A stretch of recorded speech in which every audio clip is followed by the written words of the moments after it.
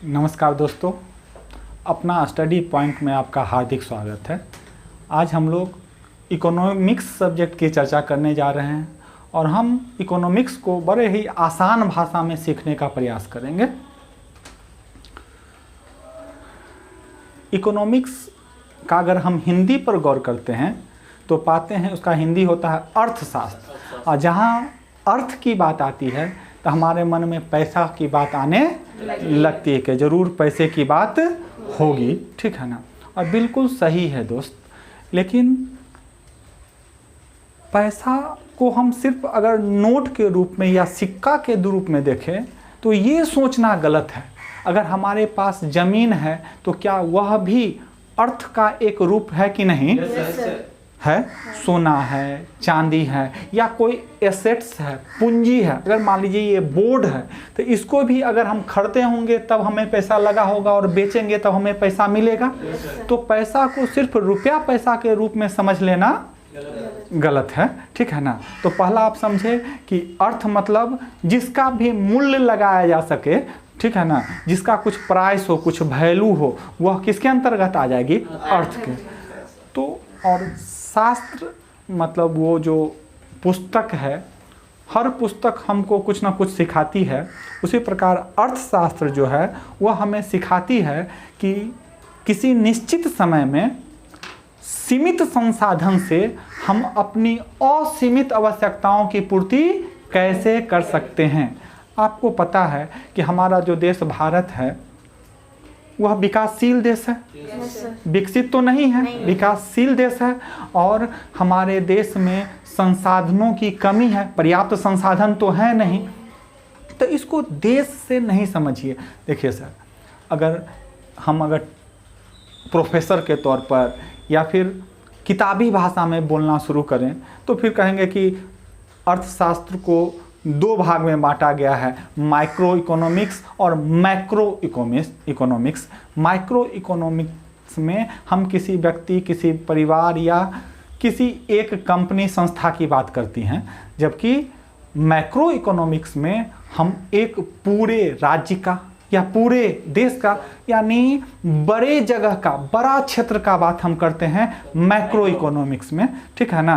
तो हम किताबी बात नहीं करेंगे सर, हम समझने का कोशिश करेंगे, शुरू से समझने का कोशिश करेंगे कि इकोनॉमिक्स में वास्तविक में होता क्या है सर। अगर आप इकोनॉमिक्स समझ जाइएगा तो आपका कॉमन सेंस बढ़ जाएगा, सोचने की क्षमता आपकी क्या हो जाएगी? बढ़ जाएगी। क्योंकि कौन ऐसा काम है जिसमें बिना पैसा के कुछ भी हो सकता है, और पैसा का उचित मैनेजमेंट हमको कौन सिखाता है?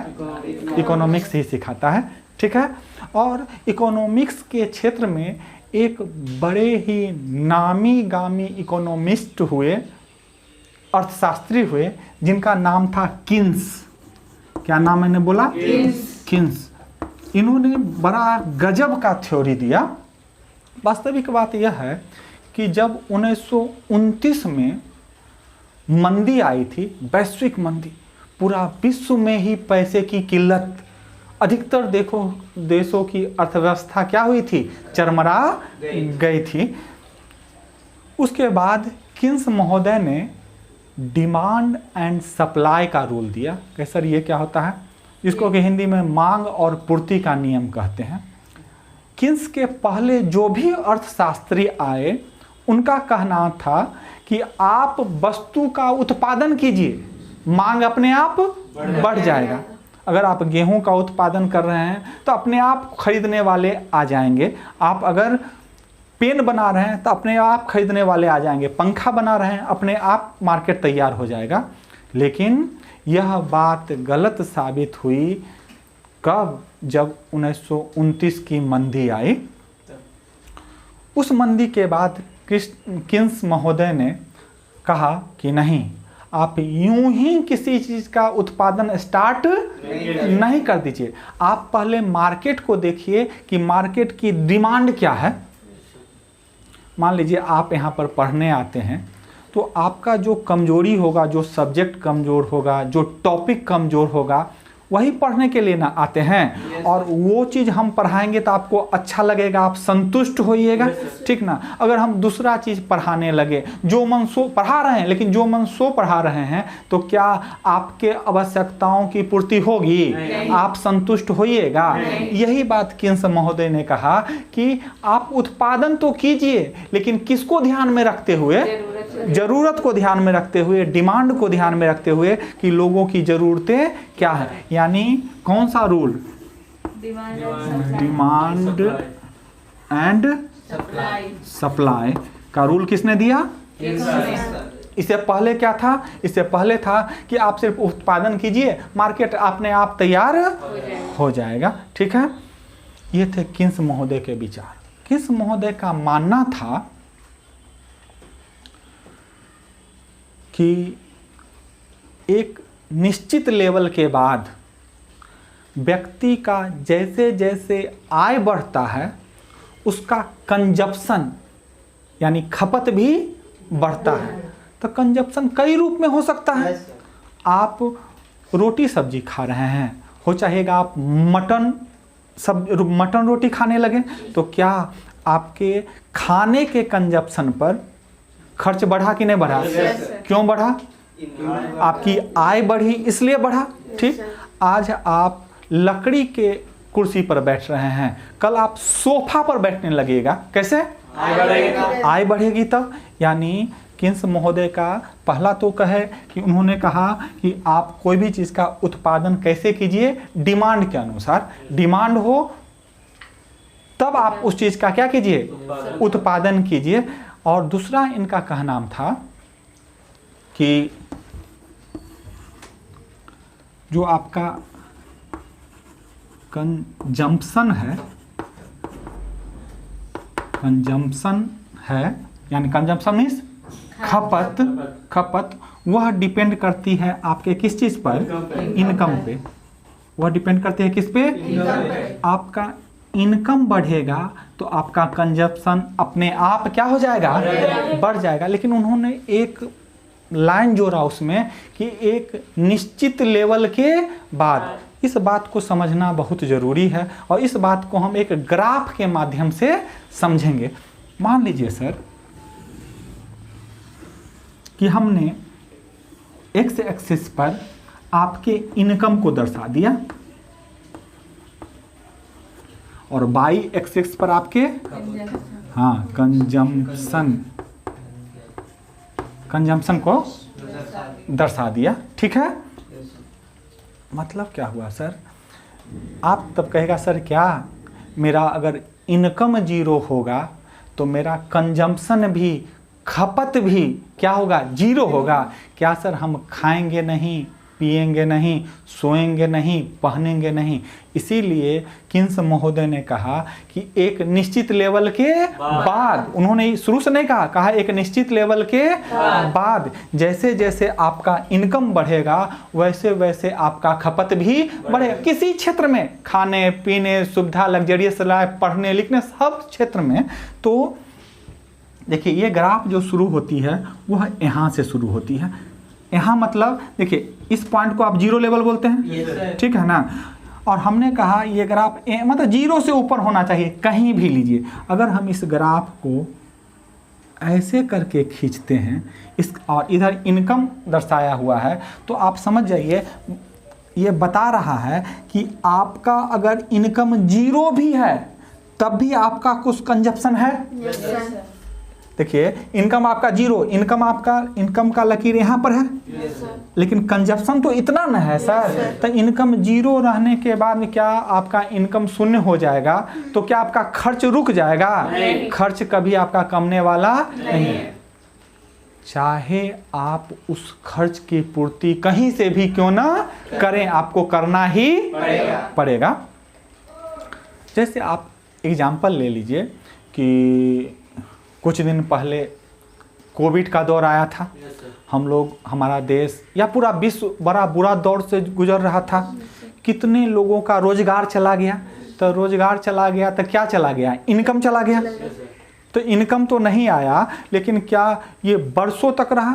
ये कोरोना का दौर जो है, कोविड का दौर, वो तो आपका 1.5 साल 2 साल तक रहा सर। 1.5 साल 2 साल अगर आपका इनकम नहीं हुआ तो क्या खर्च आपका रुक गया? नहीं रुका। वहाँ आपने क्या किया, या आपने मतलब देश विदेश के सभी लोगों ने क्या किया होगा? 2 ही काम किया होगा। पहला कि जब उनका रोजगार होगा, प्रत्येक परिवार का कोई ना कोई एक व्यक्ति या एक से अधिक व्यक्ति काम तो जरूर करते होंगे, तभी उनका परिवार चलता होगा। बिना काम के परिवार चलेगा क्या?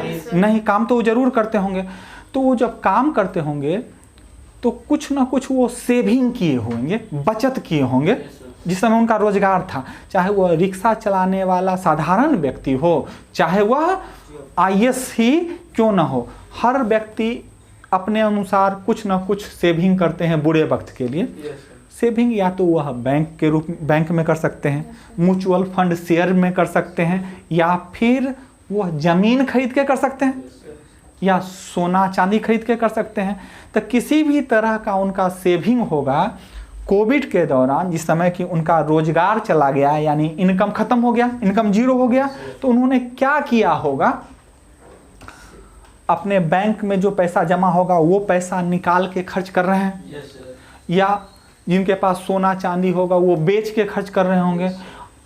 जिनके पास कुछ नहीं होगा वह किसी न किसी से कर्ज लेके खर्च कर रहे होंगे, लेकिन वो खर्च कर ही रहे होंगे। ये दूसरी बात है कि अगर उनका प्रत्येक दिन का खर्च पहले 500 रुपया होता होगा, तो अब वह 200 रुपया में ही काम चला लें, तो कुछ ना कुछ मिनिमम खर्च तो उनका जरूर ना होगा, जबकि इनकम क्या है? जीरो। इसी के लिए किन्स महोदय ने कहा कि एक निश्चित लेवल के बाद, क्योंकि ये लेवल वो लेवल है कि जब आपका इनकम नहीं है तभी आपका खर्च होगा ही। एक निश्चित लेवल के बाद जैसे जैसे आपका क्या बढ़ेगा, आय बढ़ेगा, वैसे वैसे आपका खपत भी बढ़ेगा।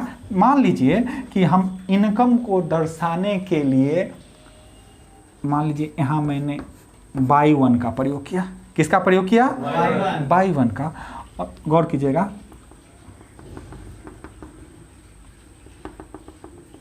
तो हमारा कंजप्शन हुआ C1, हमारा इनकम हुआ बाई 1 और कंजप्शन हुआ C1। हमारा इनकम 0 था तब भी हमारा कुछ ना कुछ कंजप्शन था।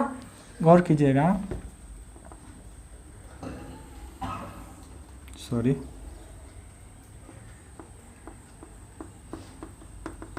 जब मेरा इनकम बढ़ गया, बाई 1 से क्या हो गया? बाई 2, तो हमारा कंजप्शन भी C1 से क्या हो गया? तो क्या ऐसे ही होते जाएगा कि नहीं होते जाएगा? ये बता रहा है आपका कि इतना इनकम, फिर इतना इनकम, और ये बता रहा है कंजप्शन को बतला रहा है, ठीक है ना।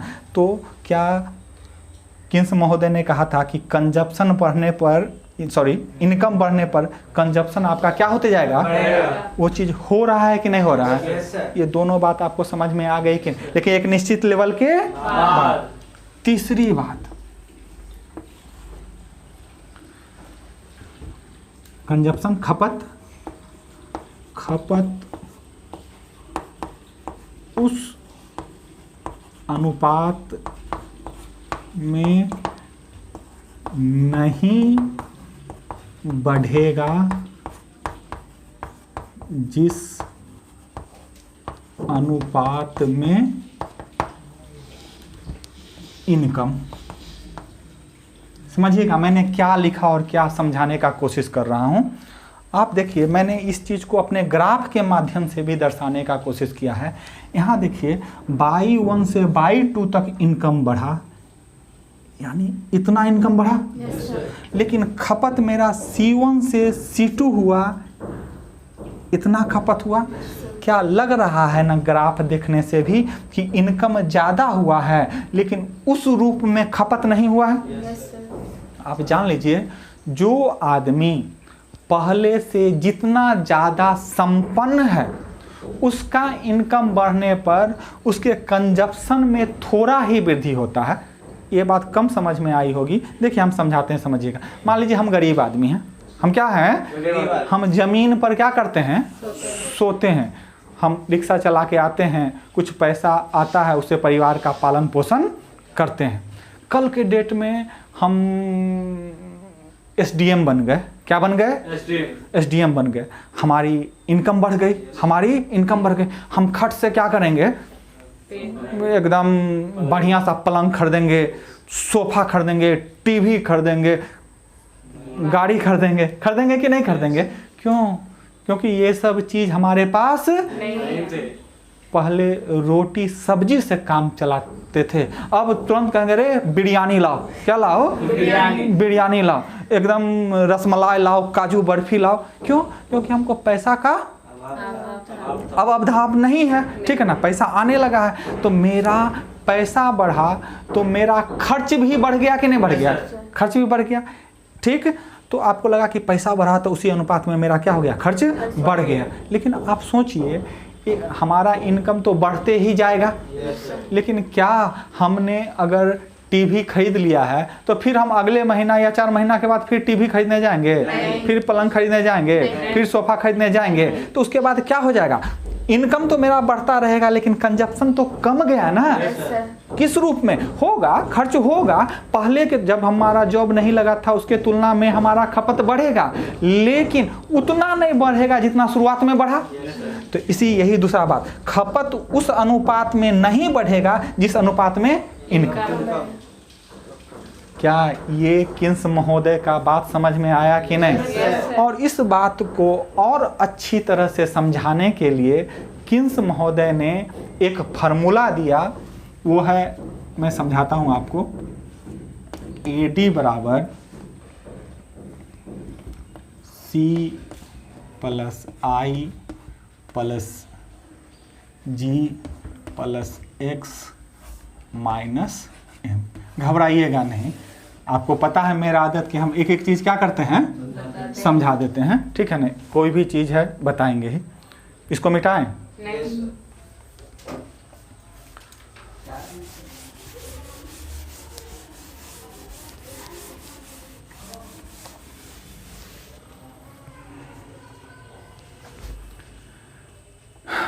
किन्स के इस नियम को समझने के लिए हमें कुछ और चीज़ों को समझना होगा। इतना देर में आपको ये तो ज़रूर समझ में आ गई होगी कि सब खेला किसका है? इनकम का। समझिए सर, एक से अनेक बनता है कि अनेक से एक बनता है? एक से अनेक बनता है।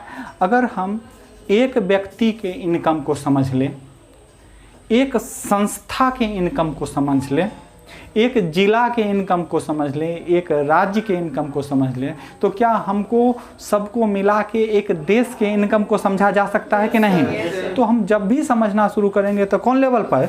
छोटे लेवल पे, ठीक है ना। तो यानी सब, जब तक इनकम नहीं होगा सर, मेरा, आपका, परिवार का, जिला का, राज्य का या देश का, तब तक हमारा अर्थव्यवस्था मजबूत नहीं होगा, विकास उतना स्पीड में नहीं होगा। तो सबसे मेन चीज क्या है? इनकम, आय।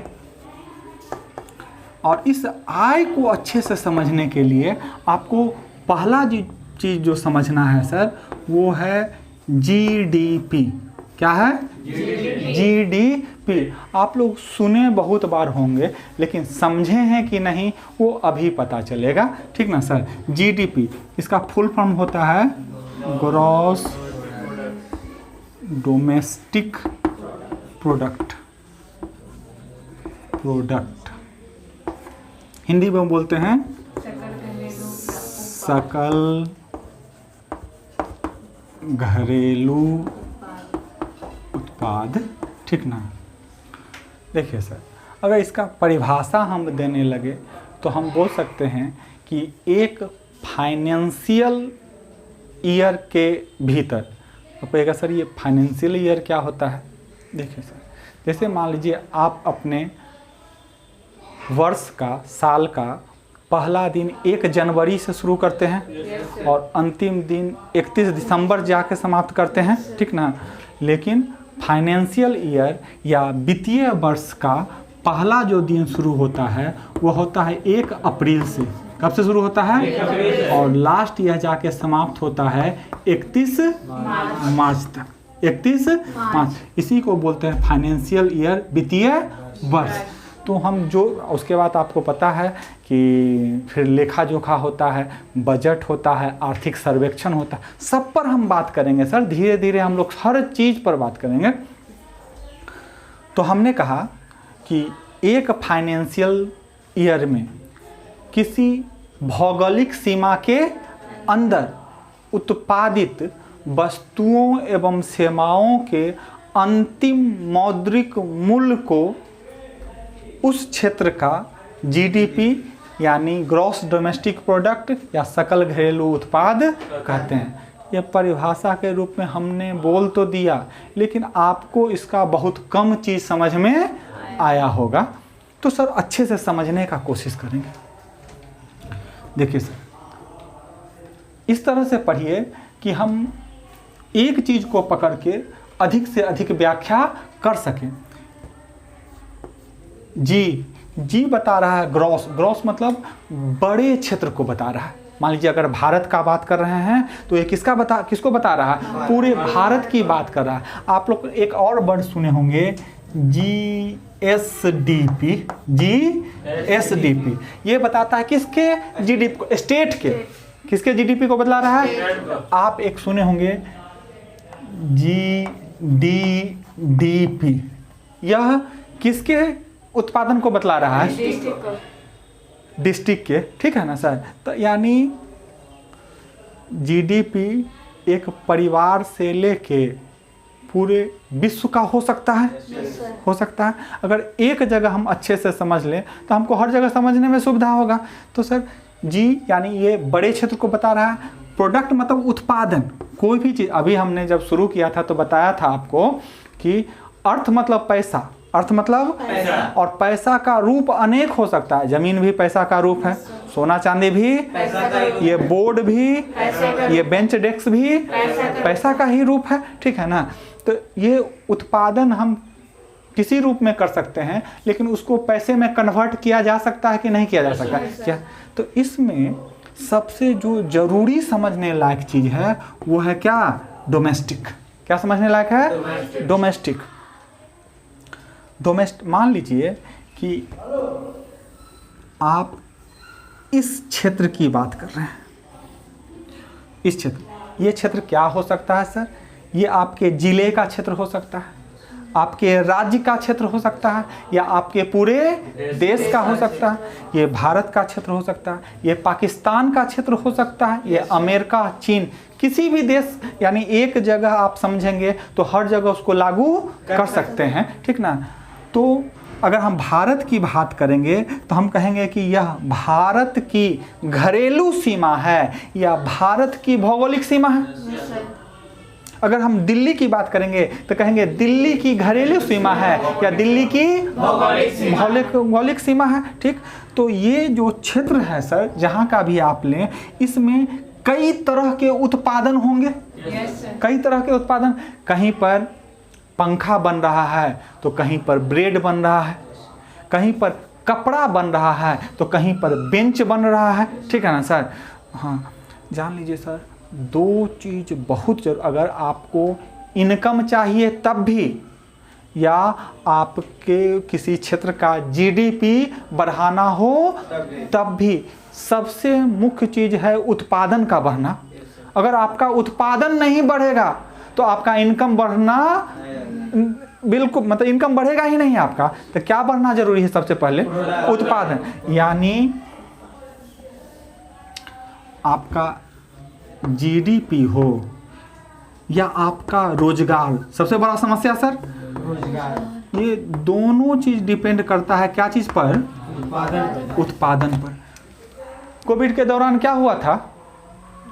उत्पादन बहुत कम गया था या खत्म हो गया था सर, इसीलिए बेरोजगारी क्या हो गई थी? बढ़ गई थी, ठीक ना। तो सर मान लीजिए कहीं पर बेंच का उत्पादन 10 बेंच बनाया जा रहा है, 2 लोग लगे हुए हैं, क्या 100 बेंच बनाने का ऑर्डर आ जाएगा तो 2 लोग से काम चलेगा उतना समय में? नहीं। तो क्या और लोगों को बुलाया जाएगा तो और लोगों को रोजगार मिलेगा कि नहीं। तो मुख्य चीज क्या है सर? उत्पादन। और पैसा भी कहाँ से आएगा? उत्पादन से आएगा। इसीलिए सब लोग जोर देते हैं किस पर? उत्पादन पर। तो हमने कहा ये जो कोई भी भौगोलिक क्षेत्र है या घरेलू क्षेत्र है, इसमें कई तरह के उत्पादन होंगे, कई तरह के उत्पादन होंगे। ध्यान यह देना है सर कि इसमें जो उत्पादन करने वाले लोग होंगे इस भौगोलिक सीमा के अंदर के भी होंगे और इस भौगोलिक सीमा के बाहर के भी। मान लीजिए यह भारत है और भारत में आकर नेपाल का आदमी काम कर रहा है कि नहीं? यानी नेपाल के आदमी को यानी नेपाली को रोजगार मिला हुआ है कि नहीं? तो उस नेपाली द्वारा जो इनकम होगा, आप उस जो नेपाली का इनकम होगा वो भी किस में जुटेगा? अगर आप भारत ले रहे हैं तो भारत के जीडीपी में जुटेगा। यानी जीडीपी समझने के लिए आपको समझना है कि हमको व्यक्ति से मतलब नहीं है, हमको क्षेत्र से मतलब है कि जिस भौगोलिक क्षेत्र की हम बात कर रहे हैं उस क्षेत्र में रहने वाले जो भी व्यक्ति हों, चाहे उस देश के हों विदेश के हों, उस क्षेत्र के हों चाहे नहीं हो, उसके द्वारा जो भी उत्पादन होगा वह किसका हिस्सा बनेगा? जीडीपी का। जीडीपी समझ में आ गया कि नहीं? ठीक है। तो क्या इसमें भारतीय लोग जो काम कर रहे हैं, भारत के नागरिक जो काम कर रहे हैं, उनका इनकम तो जीडीपी में जुटेगा ही। विदेशी नेपाली, अमेरिका के आदमी, भूटान के आदमी, पाकिस्तान के, कहीं के लोग अगर यहाँ काम कर रहे हैं, ये मत सोचिएगा सरकारी प्राइवेट किसी भी सेक्टर में काम कर रहे हैं और उनका जो इनकम हो रहा है वह जीडीपी में जुटेगा कि नहीं जुटेगा? इतना बात समझ गए। यानी जीडीपी का मुख्य चीज क्या हुआ? वो क्षेत्र, आदमी पर नहीं जाए, किस पर? क्षेत्र पर। उस क्षेत्र के अंदर, उस भौगोलिक सीमा के अंदर काम करने वाले लोगों द्वारा उत्पादित सभी वस्तुओं का अंतिम मौद्रिक मूल्य ही उस क्षेत्र का क्या कहलाता है? जीडीपी। फिर आप कहेगा सर क्या बोल दिए आप? उत्पादित अंतिम वस्तुओं का मौद्रिक मूल्य, ये नहीं समझ में आया सर। समझिए सर, किसी फैक्ट्री में अगर ब्रेड बनाया जा रहा है, क्या बनाया जा रहा है? ब्रेड बनाया जा रहा है। तो ब्रेड बनाने के लिए क्या उसमें मैदे की ज़रूरत पड़ेगी कि नहीं पड़ेगी? क्या उस मैदे को बनाने के लिए गेहूं की ज़रूरत पड़ेगी कि नहीं? तो अगर आप ब्रेड, मान लीजिए आप गेहूं का मूल्य भी शामिल कर लें, आप उससे बना मैदा का मूल्य भी शामिल कर लें और आप ब्रेड का मूल्य भी शामिल कर लें, तब तो आपने 3 मूल्यों को न शामिल किया। तो क्या यह गणना में खामी हो जाएगी कि नहीं? गलती हो जाएगी कि नहीं?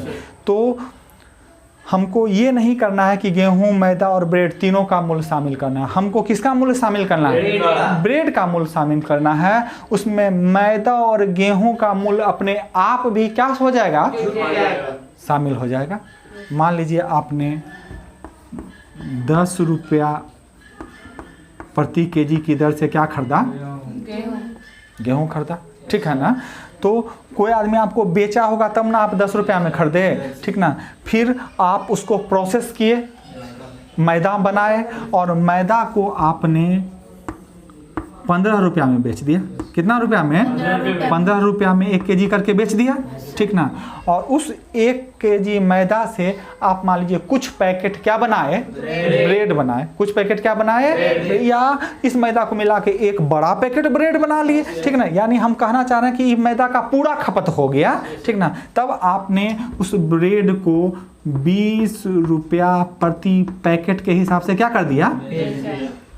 भेज दिया। तो आपको वस्तु तो 3 यूज हुआ, गेहूं भी, मैदा भी, ब्रेड भी, लेकिन क्या आप इसको जीडीपी में इसका जो मूल्य शामिल कीजिएगा वो 10 रुपया शामिल कीजिएगा कि 15 रुपया शामिल कीजिएगा कि 20 रुपया शामिल? 20 रुपया। क्या 20 रुपया में 15 रुपया और 10 रुपया है कि नहीं है? है सर। यहाँ हमको एक्स्ट्रा जो मूल्य अधिक हुआ वो कै रुपया हुआ, और यहाँ अभी क्या हुआ?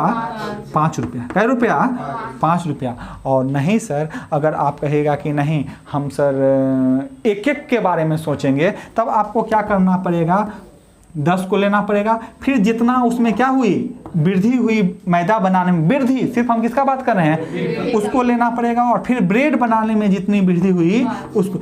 यानी दो तरह से आप निकाल सकते हैं, या तो अंतिम मूल्य ले लीजिए या मूल्य अधिक को जितना आपने वृद्धि किया उसको जोड़ते चले जाइए, तब भी आपको अंतिम ये जो आपको 20 रुपया प्राप्त हुआ। कै रुपया? 20 रुपया। ये क्या हुआ? अंतिम मौद्रिक। अब ध्यान दीजिए सर, कहेगा सर आपने कहा था कि अगर जीडीपी को बढ़ाना हो या रोजगार को बढ़ाना हो तो हमको किसको बढ़ाना होगा? उत्पादन को। तो देश का पूरा ध्यान तो उत्पादन पर रहेगा कि कैसे हम अधिक से अधिक उत्पादन कर सकें। लेकिन आप तो सर उत्पादन पर बात ना करके किस पर आ गए हैं? पैसे पर आ गए हैं। सर ये समझ में थोड़ा कम आ रहा है, ठीक है ना। देखिए सर, अगर आप वस्तु लीजिएगा तो यहाँ गेहूँ, मैदा, ब्रेड है। गेहूँ अगर आप प्रति केजी बेच रहे हैं, मैदा भी प्रति केजी बेच रहे हैं, क्या ब्रेड प्रति केजी बेचते हैं? नहीं बेचते हैं। क्या तेल प्रति केजी बेचते हैं? क्या कपड़ा प्रति केजी बेचते हैं? तो कोई केजी में, तो कोई लीटर में, तो कोई मीटर में, यानी अलग अलग पैमाने पर वस्तु का मापन होता है। तो हमको गणना करने में बहुत ज़्यादा परेशानी हो जाएगी। किस स्तर पर? उत्पादन के स्तर पर। इसलिए हम लोग उत्पाद को पैसे का रूप दे देते हैं। किसका रूप देते हैं? पैसे का रूप दे देते हैं। तब हमको पूरा देश का पैसे का गणना करने में क्या हो जाती है? आसानी हो जाती है। इसलिए हमने ब्रेड का उत्पादन, समझिए ब्रेड से हमको कै रुपया हुआ? 20 रुपया। अगर हमको 20 रुपया के बदली 80 रुपया प्राप्त होगा ब्रेड से, तो हम समझ जाएंगे कि ब्रेड का उत्पादन बढ़ गया। हाँ, एक चीज़ और सर, हमेशा ऐसा नहीं होगा। कभी ऐसा भी होगा कि आपको लगेगा कि मेरा पैसा बढ़ गया है, तो आपको लगेगा कि पैसा बढ़ गया है, जीडीपी का पैसा बढ़ गया है, इसका मतलब उत्पादन भी क्या हो गया है? बढ़ गया है। कभी कभी ऐसा होता है कि मूल्य बढ़ जाता है लेकिन उत्पादन नहीं बढ़ता। कभी आप सुने होंगे महंगाई की स्थिति में कि प्याज 200 रुपये केजी हो गया। प्याज कैसे हो गया? 200 रुपये। अब समझिए कि प्याज मान लीजिए आपको मिल रहा है कितना रुपए केजी? 20 रुपये केजी। कैसे रुपया है? 20 रुपये। और महंगाई बढ़ते बढ़ते बढ़ते बढ़ते लगन उगन के समय में आपको प्याज कैसे मिलने लगा? तो आप तो अगर सिर्फ मूल्य पर विचार कीजिएगा तो लगेगा कि अच्छे पहले हम प्याज पर 20 रुपया खर्च करते थे, अब खर्च हो रहा है कितना? 200 रुपया। इसका मतलब है कि 10 गुना प्याज का उत्पादन क्या हो गया है? बढ़ गया है। 10 गुना प्याज का उत्पादन बढ़ गया। लेकिन आपने देखा कि 10 गुना उत्पादन बढ़ता तो यानी 1 केजी के बदले 10 केजी प्याज का उत्पादन होता। लेकिन ऐसा हुआ है क्या? प्याज तो आप 1 केजी ही खरीद रहे हैं, लेकिन कितने रुपया में खरीद रहे हैं? तो इसको उत्पादन का बढ़ना नहीं कहते हैं, इसको कहते हैं मुद्रास्फीति। क्या बोलते हैं? मुद्रास्फीति। आप लोग नाम सुने हैं इन्फ्लेशन का, मुद्रास्फीति का। यानी पैसा बढ़ रहा है लेकिन उत्पादन नहीं बढ़ रहा, तो उसको क्या कहेंगे? लेकिन अगर वस्तु का उत्पादन बढ़ रहा है तो उसको बोलते हैं ग्रोथ, वृद्धि। तो वृद्धि क्या हुआ? वस्तु का बढ़ना, उत्पादन का बढ़ना। और उत्पादन नहीं बढ़ रहा है, सिर्फ क्या बढ़ रहा है? पैसा, वस्तु का कीमत बढ़ रहा है। तो वो इन्फ्लेशन हुआ, वो हमारे अर्थव्यवस्था के लिए अच्छा नहीं है। वस्तु के उत्पादन के साथ दाम बढ़ रहा है तो वो ठीक है, लेकिन दाम बढ़ा रहे हैं, उत्पादन बढ़ ही नहीं रहा। फिर आगे जाके हम आपको 2 चीज़ सिखाएंगे। एक सिखाएंगे कि एक ईयर लिया जाता है जिसको कहते हैं बेस ईयर। कौन ईयर? Base year. तो बेस ईयर पर अगर आप कैलकुलेशन करेंगे तब आपको पता चलेगा कि उत्पादन बढ़ रहा है कि सिर्फ पैसा बढ़ रहा है, ठीक ना। और नहीं तो चालू वर्ष पर अगर आप करेंट ईयर चालू वर्ष पर अगर आप कैलकुलेशन करते रहेंगे तो आपको कभी पता नहीं चल पाएगा, ठीक से पता नहीं चल पाएगा कि उत्पादन बढ़ रहा है कि नहीं। और देश के विकास के लिए, जीडीपी के विकास के लिए किसका बढ़ना जरूरी है? उत्पादन का बढ़ना जरूरी है। तो आप यहाँ समझ पाए कि नहीं समझ पाए कि जीडीपी में हम एक भौगोलिक क्षेत्र का बात करते हैं और उस भौगोलिक क्षेत्र में काम करने वाले सभी लोगों के उत्पादन को शामिल कर लिया जाता है, तो वो क्या हो गया? जीडीपी, ठीक। फिर आगे जाके आप पढ़ेंगे जीएनपी। जीएनपी मतलब gross national product. Gross national product इसमें समझिए सर,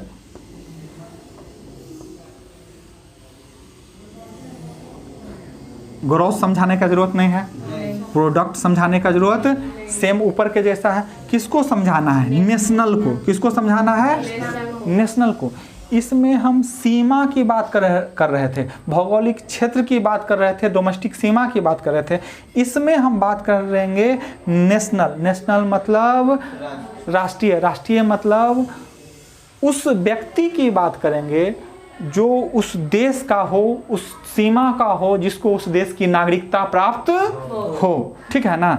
तो क्या बॉस, अगर हम इसमें अगर हम नेपाली आदमी यहाँ भी काम कर रहा है और हमको निकालना है जीएनपी, ग्रॉस नेशनल प्रोडक्ट, मतलब सकल राष्ट्रीय उत्पाद, तो क्या हम नेपाली लोग जो विदेशी लोग यहाँ काम कर रहे हैं उसके उत्पाद के मूल्य को इसमें शामिल करेंगे? नहीं शामिल करेंगे इसमें, क्योंकि यह हमारा राष्ट्रीय नहीं है, यह हमारे देश का नहीं है। लेकिन अगर मान लीजिए ये यूएस से है, अमेरिका है, और यहाँ पर इंडियन काम कर रहा है। क्या काम कर रहा है? इंडियन काम कर रहा है। तो इसका जब हमसे जीएनपी पूछा जाए तो जीएनपी में इस इंडियन के आय को क्या कर दिया जाएगा? जोड़ दिया जाएगा। और इस नेपाली के आय को क्या कर दिया जाएगा? घटा दिया जाएगा। तब हमको क्या प्राप्त होगा? इतना बात समझ में आया? मिटाएं क्या?